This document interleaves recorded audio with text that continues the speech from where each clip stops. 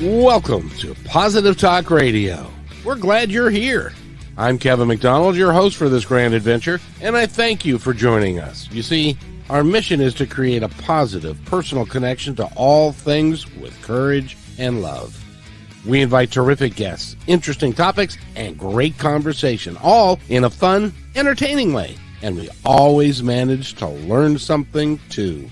So I hope you will stay right where you are for this episode of Positive Talk Radio.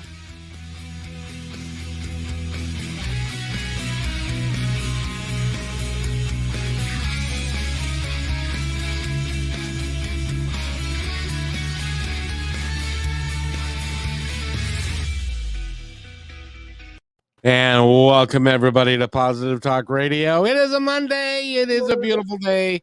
And somewhere, it's not really here. It's foggy here, but that's all right. This is Positive Talk Radio, like I said, and we have an extraordinarily special guest who is sitting right over there. She's someplace in parts unknown in California, and her name is Michele Blood.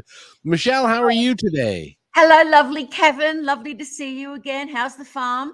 The farm is terrific, and you don't sound like you're from around these parts, so I'm gonna assume that you're from Australia, yeah? Yes, mate. I am from down under, or up and over, whichever way you're looking at it. Yes. Well, I was talking to a gal. She is a fashion model earlier today. Her name is Maddie Fogg. She's 26, and she's from down under. And so she was explaining like the number of snakes and spiders and crocodiles and all sorts of fun things that you have going on down there. And did you ever have any experience with crocodiles or any of those fun things down there? Well, of course, I've gone to lots of crocodile parks. Actually, when Steve, what was his last name? The crocodile guy, Steve. Oh, Steve Irwin. Yeah, Steve Irwin had. We used to do a lot of gigs up in Cairns, and we used to go and visit his crocodile farm because he would just scare the crap out of us, because he would just go in there and, right in there with the crocodiles, and we'd be like, oh no, you can't stop looking, So, and I remember we lived in the Blue Mountains for a few years when I was a little girl, and Mum was putting out the clothes on the clothesline outside, and there was a brown snake, which is deadly. And she just got a rake and just threw it over the fence. And I remember once we were staying at this family vacation place, just, little inexpensive place that Mum had taken us to. And there was a black widow spider on the pillow next to my brother's head, and he was only about 2. And so Mum's just going, sneaking over there just to quickly put it in a shoe and then, kill it without having any of the poison or anything go. Yeah, so I've had lots of encounters. Oh, you make me want to not go there even more. Oh, well, no, if you're in the city these days, I mean, I lived in the country, that's different. But yeah. In the city, no, I never saw anything in the city. Mm-mm. By the way, ladies and gentlemen, Michele's been on the show several times, and I highly suggest that you go back and listen to some of those, because we tell her complete story of that she was a recording artist and a musician and singer and in Australia, and then she had a terrible automobile accident, and then she recovered. And I want to focus in on the post-recovery time, because you were a successful stage act. You had a band, you had trucks, you had folks. Well, one truck got killed when it got into the accident with you in it, and some of your equipment and stuff. But you could have recovered from your accident and gone back to doing what you had done before, singer, songwriter on stage, doing that. But you had a fundamental change of heart and a change of desire. What was that? Well, I don't think it was actually a change of heart or a change of desire. I think it was just a divine intervention on the path the road that I had to take, because my divine purpose had at last come to fruition, because I had full intention of going back with my band and working with them and a lot of changes in songwriting. I had all these ideas to make sure everything was positive in the lyrics from now on. And really, because I mean, one of my songs, you know, remember me, I'll be waiting, or mere dust without you, baby. I decided I was going to change it all up and make everything positive music. And still same sort of songs, I guess, because you're a songwriter, but just keys of C and major and up there and happy, because I realized how much music can change a person's whole vibration, and the lyrics can change the way they're feeling. You know, if you listen to the blues and you've got the blues, you know, it's like you're going to keep going down that rabbit hole of depression. So yes, you are. Yes. So what happened was, after the car accident, after I started recording and writing the affirmation music, that music was never intended for the public. So what happened was, people actually found out about it. And, you know, as a media person, journalists are always looking for a good, unique story. And I was known in Australia, so it was like, oh, let's interview her and find out about her healing. And we heard she did this positive music. And so because of the journalists interviewing me, and, you know, a rock singer is always going to say yes to media because you've got to be known all the time. And it was a unique story. And I thought I had a positive story to tell. So I wanted to tell it, because I wanted people to know that no matter how bad a situation is, you can be healed. You can be healed emotionally, financially, physically, through the power of the mind and through using certain tools, particularly my positive affirmation pop music. And so I loved doing it. But then I realized, hey, I might have to put this out to the public, because then what happened was, I was getting, my band was rehearsing. I was also writing and recording more affirmation music, because these promoters of motivational speakers, spiritual leaders, authors, Dr. Deepak Chopra, Bob Proctor, all these wanted me to come and sing on tour all around Australia, singing in my affirmation music and getting everyone to sing along, having the lyrics up really big to entertain. They thought they'd bring in a different type of audience then for these big events that they were putting on. You know, the smallest one we did was 3,000 people. And I'd never heard of Wayne Dyer, Bob Proctor, or any of these people. I had no idea who they were. But they offered me quite a bit of money to come and do this. And it was fun. And that was the way I first started replicating my own cassettes. This is just before CDs came out. That's how old I am. That's how young I am. And I was selling these at the back of the room, and they were just selling like hotcakes. People loved them. And so I started, realizing, oh, wow. And Bob Proctor was really the initiator to say, look, you just forget about your rock band. He said, come and tour around the world. Come and work with all of these great speakers and people, because you add a dimension that uplifts the whole thing. And you can speak about how you healed your body through it as well. It'd be fascinating. He said, go and write a book. And I didn't see him for a month. By the time he came back, I'd written my first book. He was like, what? I couldn't even type. And so then I had to tell my band. I actually did give them 6 months notice, because the wives, you know, some of them had kids and wives and things, and they were like, no, we won't make any money. I said, look, I'll give you 6 months notice. So I did tour for another 6 months, just so that they could, you know, make their money, work out what they were going to do. And then I went to America, then Malaysia, and then I just started, I decided to live in Malaysia. I felt spiritually connected to Kuala Lumpur, to the place, monkeys, you know, walking up the road. I was like, if monkeys can be free, I like this country. So I lived there for 3.5 years, ended up running Bob Proctor's business, ended up having hit singles there and in other Asian countries. And I realized that this is what I wanted to do. And it wasn't that I used to get bands together, but they'd be session musicians and dancers, the whole 9 yards.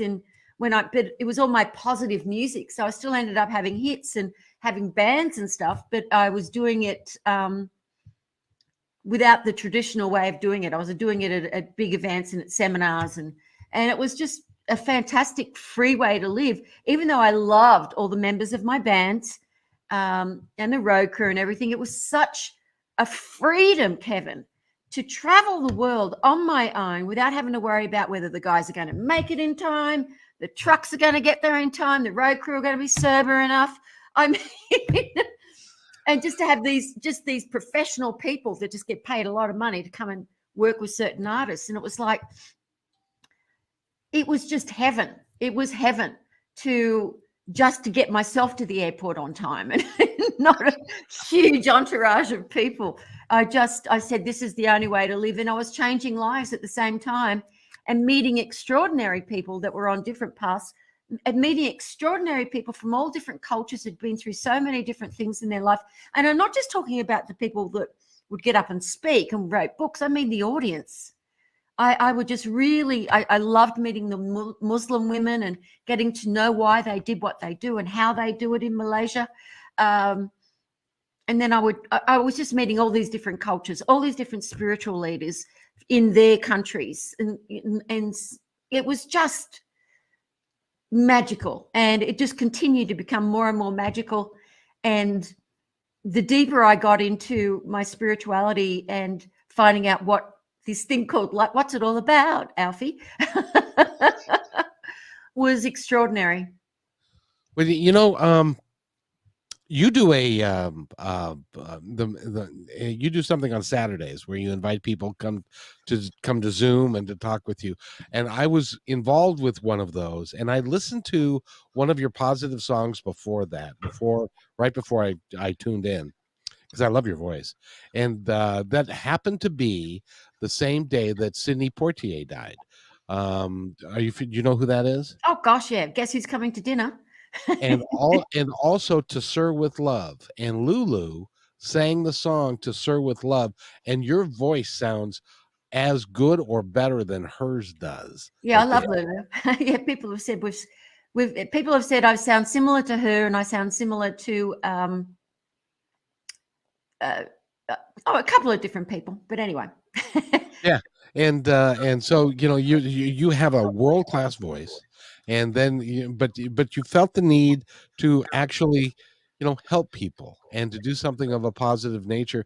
And then you went on this huge spiritual journey that took you some years to do, and to become where you are today, which is a phenomenal help to humanity. I just want you to know that. Thank you, Mr. McDonald. You're so welcome, you know, because you are a delight to be around. You really have the desire to really help people achieve what they have decided they want to accomplish in life. And you're so gifted at what you do, and you bring people around you and they stay with you. And one guy's he just turned 40, and he's been with you for a long time. And because of all the people that you work with, you are special. You've got special energy, and you work with it. Tell us about your spiritual journey, though, because at one point you pulled back from everything because you wanted to study. Is that right? Yeah, I'd been looking for a teacher for a long time, and I'd been to a lot of gurus, and I'd been to Japan numerous times, and India and different places, looking for someone who knew God, and I'm not talking about religion, I'm talking about enlightenment. It's like Jesus Christ was enlightened, Yogananda Paramahansa, you know. I knew that there was enlightenment, and I'd seen a couple of people that I could feel were enlightened, but they were living in a country where I couldn't live. They didn't speak English. I didn't. All I knew was I wanted someone who spoke English. I don't know, someone who was irreverent, because I never quite trusted people that acted too saintly.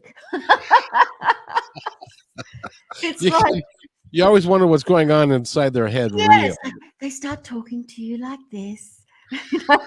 And I mean, I had this one woman who said she was enlightened, and we were having a pre-interview. This is quite a few years ago, a pre-interview, and she was talking to me just normally, you know.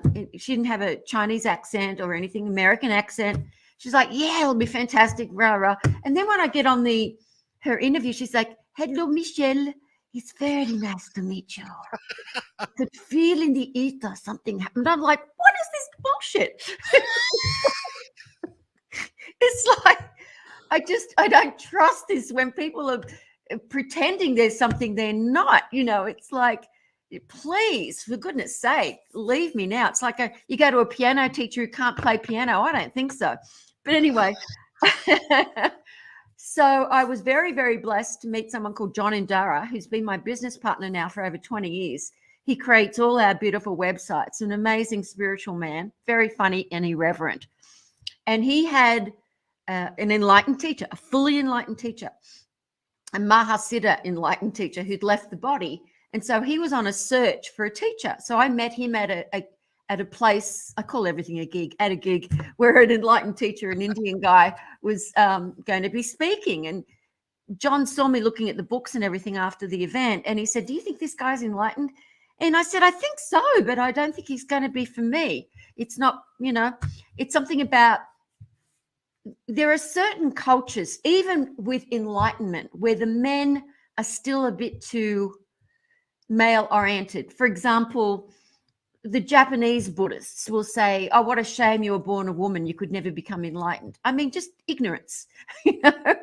Purely and simply. Yeah. And, sort of these men that sort of, it's like he was there on the stage, and I think it was his wife brought a cup of tea and he went, this isn't hot. Give me a hot cup of tea. And I was like, oh, no. I don't think so. Eventually, my friend John said one of his teacher who'd left the body, his teacher had left the body, a man, he said, one of the students that I know, I've been told she's become enlightened, and this is very rare. This is a few years after his teacher. He said, so please come and see her speak. She's just starting to speak to the public. And I saw her and I knew immediately. I felt tears. I felt joy. I knew her.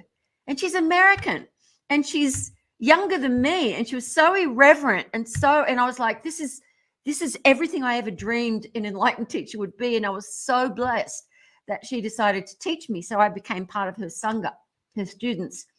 And I was with her for 10 years until she stopped teaching. She's doing something completely different now to help the world, but in a beautiful way. And we're still in touch, and I love her very, very much.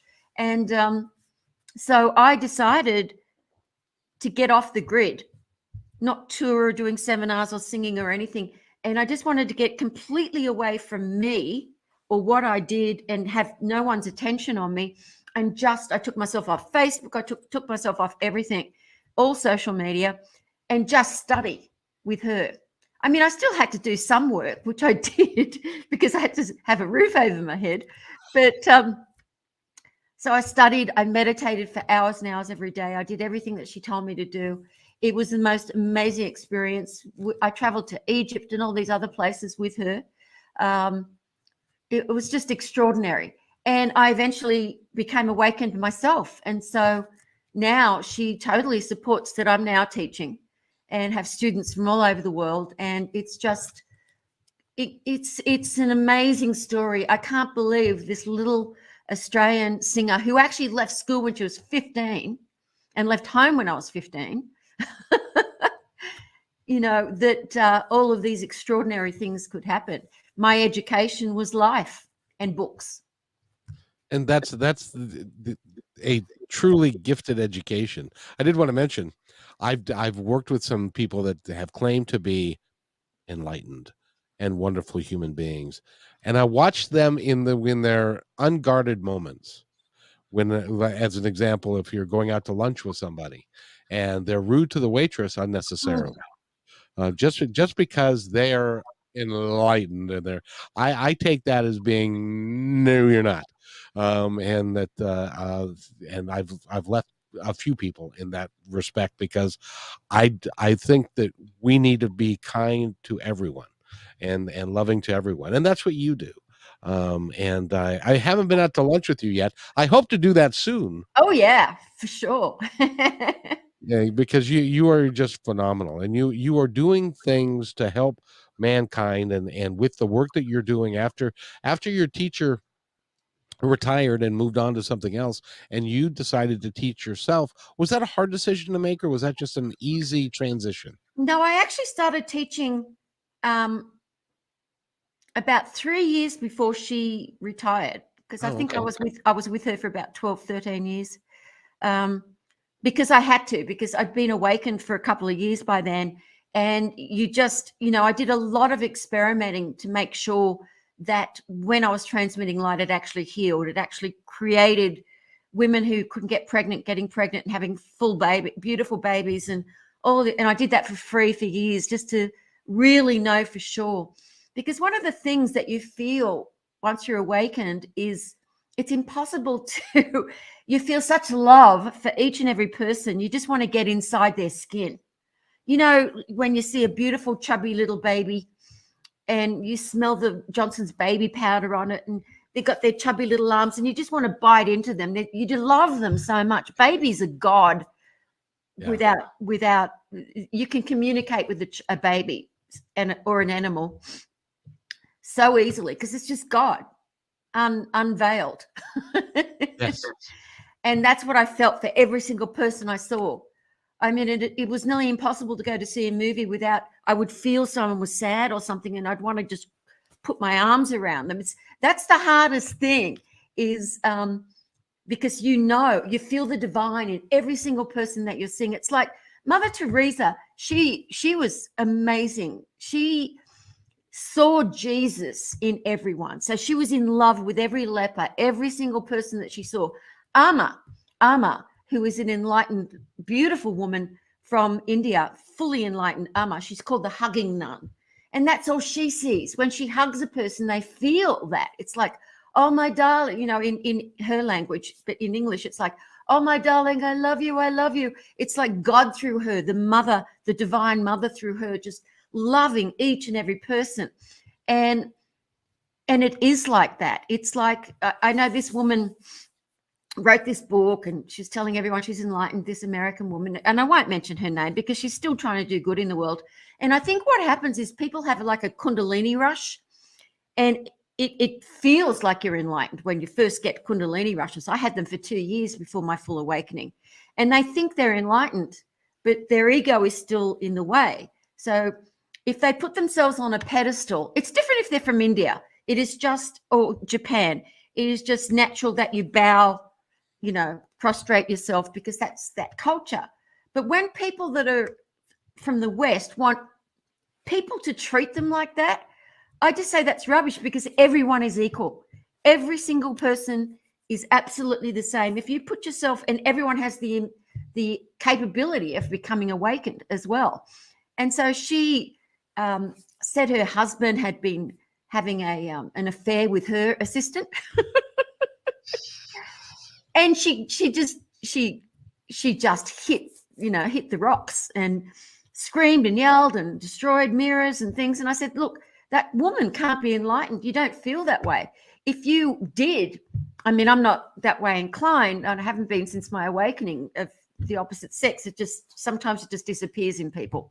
When you're so in love with God and with everyone else, you're not interested in sex or anything, because going into a high Samadhi is a million billion times beyond any orgasm you could ever have.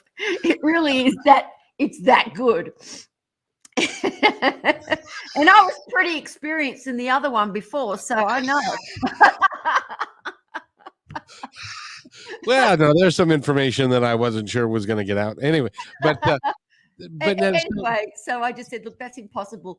What you would do if you actually were married and something like that happened, you'd be like, please go for it, whatever makes you happy. I mean, it's just exactly just the way you feel. I have to ask you, describe the enlightenment process that you went through, that you came out the other side, because now you can talk to somebody and give them light from you. Like, you ask for pictures and you've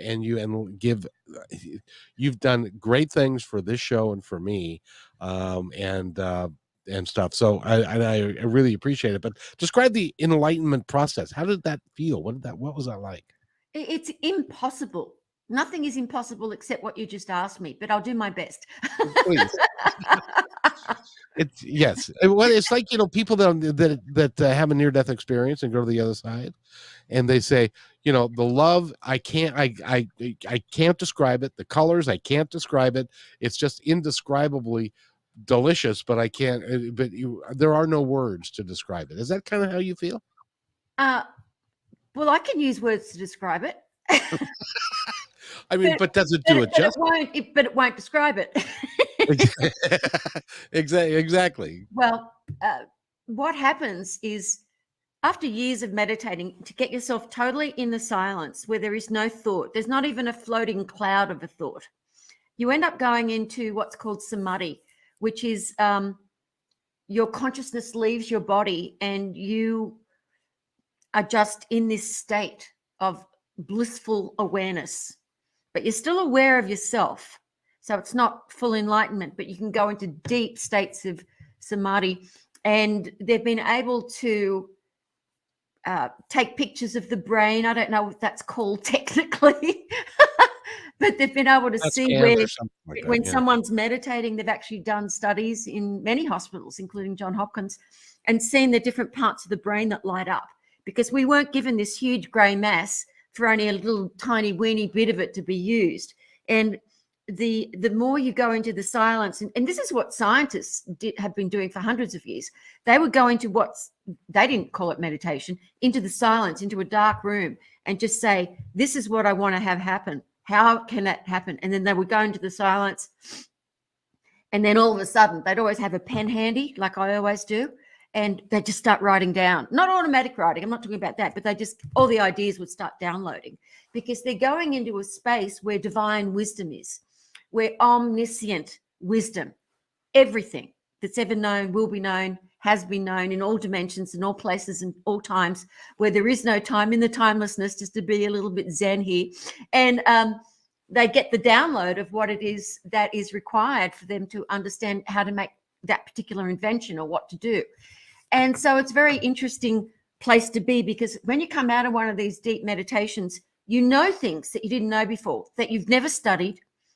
You just know, and that's what's called a satori. Some people call it an aha, but it goes way beyond an aha. So after many years of doing that, and I would totally focus on, getting the 𝗔𝗍𝗪 along the base of the spine is a hollow tube.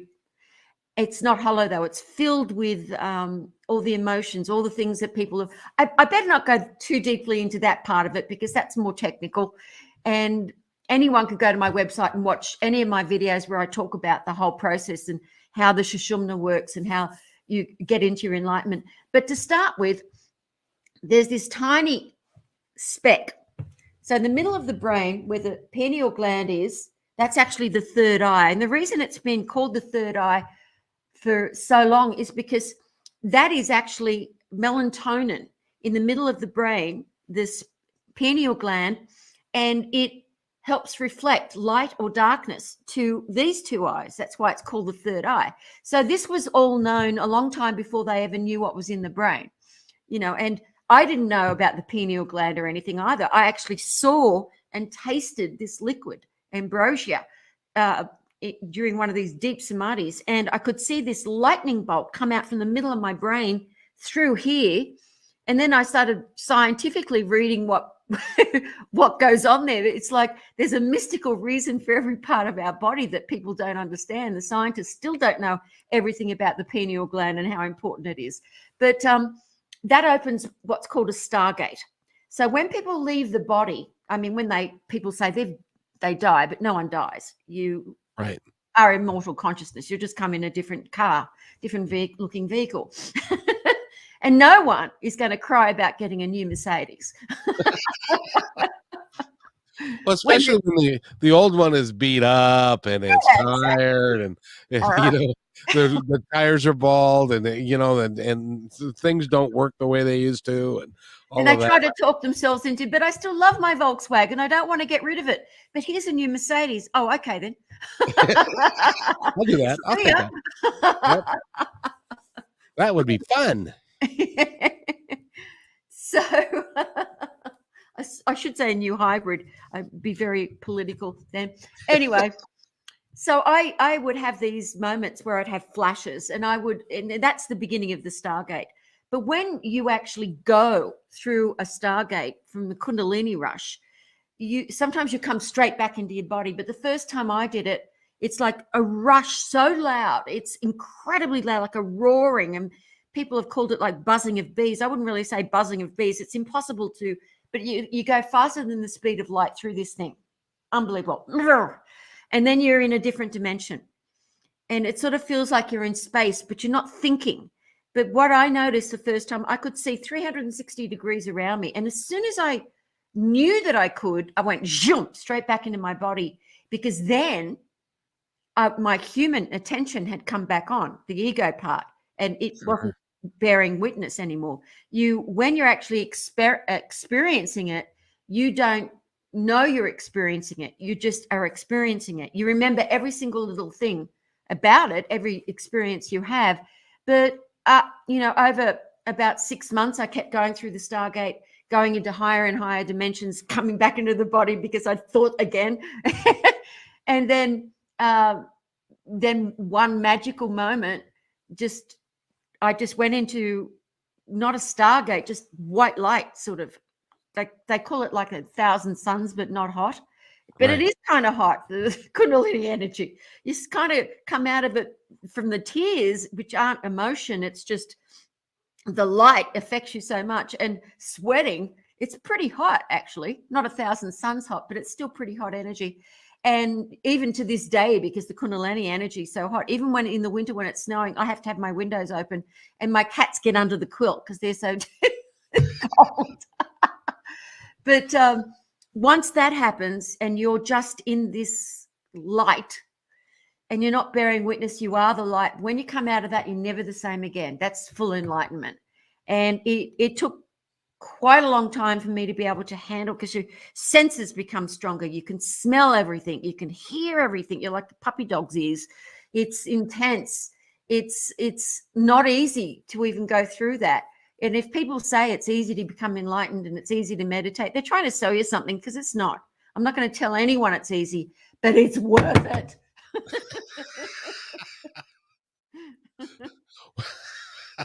Well, it's amazing, because is that white light, because I've, again, in the near-death study thing, I've had people, they've gone towards the white light or towards a bright light, and then they're turned around and they get to come back. Is that in where you were? Is that the root of all knowledge, or where everything is, where you become enlightened and you have an understanding of how everything works? Because you do have that understanding of how it all works together, and how synchronicity it is, and how it all works together. And it's pretty amazing that you are who you are. Well, it's just the experience. You know things through experience, not through reading a book. And it's fascinating to me. Some of the, we've done these 3-day events where I will talk for 12 to 14 hours straight. And I give everyone lunch, and people fly in from all over the world. This is before the lockdown. And I would sit there, not in amazement, but just bearing witness to what I was teaching. And when someone asked a question and how the perfect answer was there for them. Even today, I did this session with Lorne, one of my students from New Zealand, and he had his dog there. And he's like, I'm not quite sure if I should put my dog down or not, because he's got these nervous things. He's not walking quite properly. And he said to me, "What do you think?" And he put the camera onto the dog, and I saw everything. I saw that the dog was constipated, that its nerves were a little shot, but he was bright in consciousness. And I said, "Oh, no, you don't put this dog down. He's bright in consciousness." I said, "You've got to start feeding him coconut oil immediately to get rid of the constipation. And that organic virgin coconut oil, he already had some, because I always say to people, digest that stuff, put it on your skin. It's just amazing. It's the healing properties in and the studies that they've done on AIDS, on cancer, on Alzheimer's with people doing coconut oil is amazing. But Big Pharma don't want you to know about those results. But let's not go too deep. And turmeric, a lot of turmeric and coconut oil. And I said, "Give this to your dog." And he straight afterwards, this is just this morning, he sent me a photograph of the dog going, "Nom, nom, nom," loving the coconut oil, just eating it up. And it's like, I know that this dog is going to be so much better. Just, it sounds like such a little thing, but I get a download. It's not me. It's from being tapped into that omniscient wisdom. And then I know what to say and what to do without thinking about it. There's no thought, no preparation for any event. I might do a couple of titles or something and give them, this is what we're going to talk about, but I don't plan anything. Whereas before my enlightenment, when I did do events and I had to speak and sing, I was completely rehearsed, completely prepared. It's like a rock singer. If you were doing I've done cover bands, and you go up there and you don't know all the lyrics. How are you going to do you have to know the lyrics back to front. Like an actor going in and doesn't know the script. He's going to be thinking about the script. He's going to be acting instead of just living that new persona that he has to become. And so it's fascinating to me when I hear what comes out of my mouth.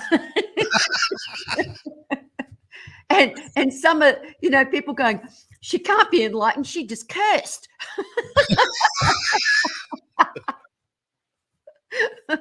She's drinking Diet Coke. It's so funny. It's so interesting what people think. They think it's you saintly then. Well, you are purified. And there are things that you won't do. You won't do things that are going to harm people or harm your own body or anything like that ever. And you're not interested in carnal things as much, and that is for sure. So if that makes you what people think is saintly, but still I think because you don't care what anyone thinks and you just love each person, anything that needs to come out of your mouth just comes out. Shock factor sometimes, just whoa, for people to go, whoa, okay, I'm awake now. Well, but I agree with you. The human condition is such, and we are not. We're real, and you're one of the most real people I've ever met, because you are really real. And yes, occasionally there'll be a curse word that'll cross your lips and stuff, but it's done differently when you do it, because it has effect. And it has you do it for effect, and you also do it because you're also human, and that you're very human, but you're also have got this other side to you that is. And it's interesting that you say that you never plan for anything, because every time I've heard you speak, it sounds like it's something that you've thought a great deal about and have put a lot of time in. But and what's really weird, Michele, is, by the way, we're talking with Michele Blood, and go to her website. The Mystical Experience is one of them, right? Yep, the mysticalexperience.com. Lots of free videos there. And also, by the way, she's also got a bunch of CDs that are all positive affirmation in their music. And for some reason, music and words seem to work so much better together to raise the vibration even higher and to make it happen faster. That's kind of my belief. How about you? Well, it's fact. Studies have been done on it now, which is amazing, because when I first did it, it was like the lyrics, the affirmations go into the left side of the brain. The music and the melody, the right side of the brain. It goes into your subconscious mind 300 times faster than if you're attempting to just say your affirmation or write your affirmation down. That will work, but you have to be persistent, and your doubting mind will have an opportunity to say, oh, stop this. It's rubbish. It's not working. So with the song, it goes straight into your subconscious mind, and it plants a new positive seed so that you can lift your vibration up and start seeing possibilities. Instead of what can't be done, you start seeing what can be done to improve your life. And I will tell you that there are some of your songs. I'm not in the working world today. This is what I do for a living. This is what I do for fun, in any event. But if I was going to work every day, I would put your CD in my CD player, if you still have one, or your MP3 player, or whatever you're doing now. And I would play it on my way to work, because it changes your mindset. It changes how you feel. You can go in with a real positive, uplifting attitude. And by the way, you might get a promotion out of that, because people like to be around positive people. And if you're always in the dumps, it doesn't work. But so get her CDs, and you can go to themysticalexperience.com, right? Yeah, for the CDs, you could just go to, actually, all my products are on something called Magnet, to success.com or Amazon.com or iTunes or Barnes and Noble. Just go. They're everywhere. Yeah. And that's just Michele Blood. So you can find, and just Google her. She shows up in like the first 10 pages of all the stuff that you do. And it really is remarkable. And you also do something that I'm about to experience on Wednesday that I haven't had the opportunity to do with you yet. And that is, now I've interviewed you several times, but that's a little bit different. What exactly are we going to do on Wednesday, and why is it important? Well, it's going to be just you and I on a Zoom, just speaking about. I always get downloads before I even speak to people. But what happens is I'm speaking to you. It's like a divine mastermind to find out what it is that you want, what your goals are, and what can be done. And I just get all these downloads on what can be done and what to do next. And I adore assisting people in any way I can to meet the right people, to raise money for them if they require it, which one of my students is now helping a 14-year-old boy get his new book out who has learning disabilities. It's a beautiful book. I mean, whatever we can do. So we mastermind together. And then I also do a very, very powerful light transmission and a prayer. And then I get the person to do certain affirmations after me. This is all kept so they can listen to it over and over again later. And then they get all the ideas. I mean, just the other day, some students of mine had, they wanted to get a new dentist into their office that they own who's holistic and positive. And so I did a prayer for them, and I saw this person. I could see this person. And literally I got this email, OMG, 15 minutes after they'd done the call, they got the person. Wow. An email came in from this holistic dentist who said she'd love to work with them. So, yeah, it doesn't amaze me anymore, but it fascinates me how once your mind is awakened, how your intention, your prayer is then able to be, it is clear for the divine to go ahead, because the divine can do anything. And like Mother Mira, who's a beautiful enlightened woman from India, says so perfectly, and she's alive today. She says, God wants you to have everything that will bring you happiness, everything that will bring you peace. Ask for everything. And it's not to be selfish. I think it's the opposite. If you are suffering in any area of your life, you can't focus on your inner world. You can't focus on assisting other people that are suffering. So whatever area someone is suffering in, I get a new dentist. I don't care what it is. The only thing I won't do is do anything to do with romance. I will not pray for someone to have a boyfriend, a girlfriend, a wife, anything. That's right out of my periphery. I've been told by my divine, never do that, because I don't want to interfere in someone's personal path or their journey. They may need to have a certain relationship to work out karmic crap that needs to be cleaned, clean off that crap. So, and so I don't ever do anything like that. I don't do anything too specific. I will say the things that I want. Like when I met Trevor, my personal assistant, I had already written down all the things that I wanted in an assistant. Loyalty, didn't want to do what I did, which Trevor certainly doesn't want to do. Had an ability to learn a lot of different skills, even if they didn't have the skills. And everything that I wrote down, Trevor he's amazing. And John taught him how to, he taught himself how to do Excel.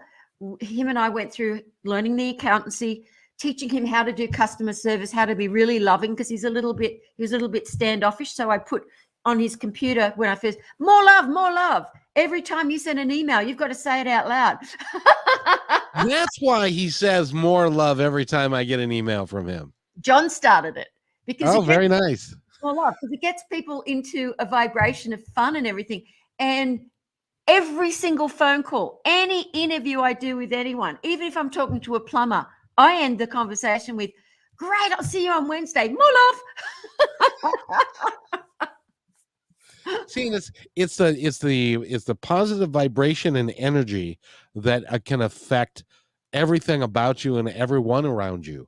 and it can affect them in a great way as well. So it's I could talk to you for hours. Do you know that we've been doing this for like 45 minutes already? It seems like about 2. But Kevin, you know that you're my favorite person.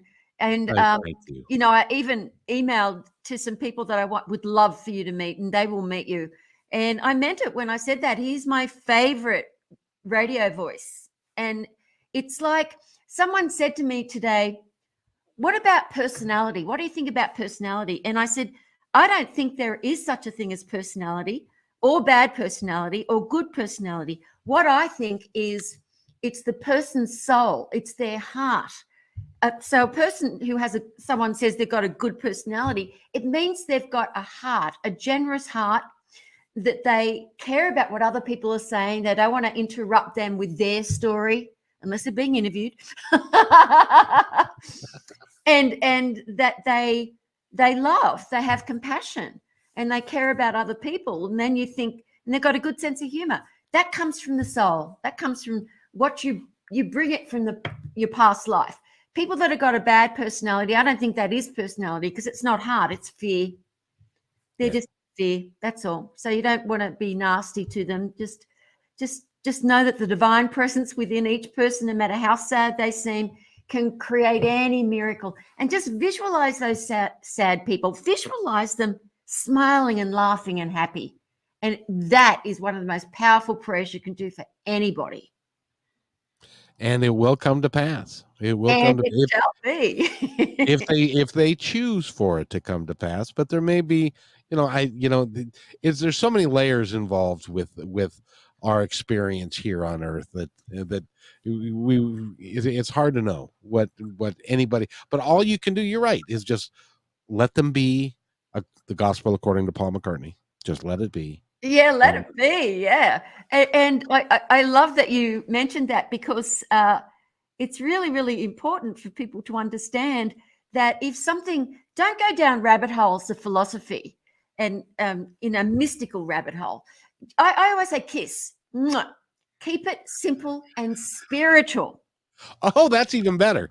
I thought you were going to use another word there. Yeah. If somebody is saying, oh, this is really challenging to understand, you don't need to understand it. The mind just thinks it needs to be smart. You don't need to be smart. You just need to be loving and kind.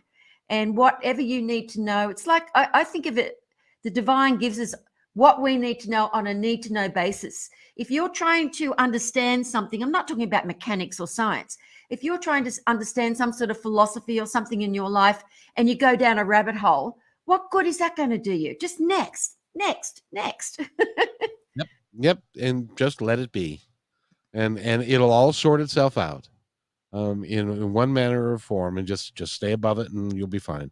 Michele Blood, go to micheleblood.com. That would be a great place to go to start your search for all of the things that she does. She's got almost more websites than I do. And so but we do have the I don't know what's actually on it. There's probably a lot of stuff on it that's free. mydivinesuccess.com/positive talk for your audience. Trevor's put something together there. I don't know what it is this time. So say that again for the audience. mydivinesuccess.com/positive talk. You are so kind, and I thank you so much. Would you like to take a moment to tell our audience anything that you would like them to know before we wrap up? Oh, I just want you to know that this too shall pass, whatever it is you feel you're going through. Don't go down the rabbit hole of political stuff or what's going on in the world. Just know that you are loved and everything is possible. Nothing is impossible. Everything is possible. Just know that you are loved and you have this beautiful divine diamond that is your true immortal consciousness. And believe it or not, you're awesome. And Michele, I want to thank you. I needed this conversation today. And there are others that are going to benefit from this over time. And I'm just grateful that you chose to come on my show, and I appreciate it. I love you, Kevin. I love you too. And I'll stay right there. I'll be right back. I got to do this and then I'll be right back. Thanks for enjoying this episode all the way to the end. Please give us a like and subscribe to this channel. This has been a production of kmmedia.pro. Please visit our website, oddly enough, named kmmedia.pro, for more details about us and our mission, which is to provide great positive programming designed to inspire us all. I'm Kevin McDonald, and I'm proud of these shows, and I truly hope that you'll like them and share them with friends and family. So on behalf of our entire team, remember, be kind to each other because each other's all we've got. We'll see you next time.